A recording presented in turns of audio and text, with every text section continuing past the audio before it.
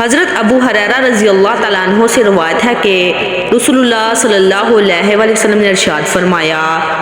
تم لوگوں کا کیا خیال ہے کہ اگر کسی کے دروازے پر کوئی نہر ہو جس سے وہ ہر روز 5 مرتبہ غسل کرتا ہو، کیا اس کے جسم پر کچھ بھی میل باقی رہے گا؟ لوگوں نے کہا کچھ بھی میل باقی نہیں رہے گا، تو آپ صلی اللہ علیہ وآلہ وسلم نے فرمایا تو اسی طرح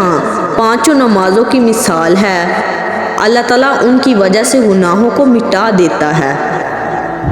رسول اللہ صلی اللہ علیہ وآلہ وسلم نے فرمایا، اللہ تعالیٰ دین کے علم کو اس طرح نہیں اٹھائے گا کہ اس کو بندوں کے سینوں سے چھین لے، بلکہ وہ عالم کو موت دے کر علم کو اٹھائے گا، حتیٰ کہ جب کوئی عالم باقی نہیں رہے گا تو لوگ جاہلوں کو سردار بنا لیں گے، ان سے دینی مسائل پوچھے جائیں گے تو وہ بغیر علم کے فتوے دے کر خود بھی گمراہ ہوں گے اور لوگوں کو بھی گمراہ کریں گے۔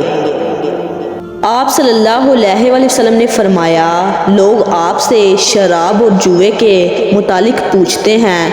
آپ کہہ دیجئے ان دونوں میں بہت بڑا گناہ ہے، اور لوگوں کو اس سے دنیاوی لحاظ سے تھوڑا سا فائدہ بھی ہوتا ہے، لیکن ان کا گناہ ان کے فائدے سے بہت زیادہ ہے۔ اور وہ آپ سے پوچھتے ہیں کہ اللہ کی راہ میں کیا کچھ خرچ کریں، آپ کہہ دیجئے جو کچھ بھی تمہاری ضرورت سے زائد ہو وہ سب اللہ کی راہ میں خرچ کر دو۔ اسی طرح اللہ تعالیٰ تمہارے لیے اپنی آیتوں کی کھول کھول کر وضاحت فرماتا ہے تاکہ تم غور و فکر کرو۔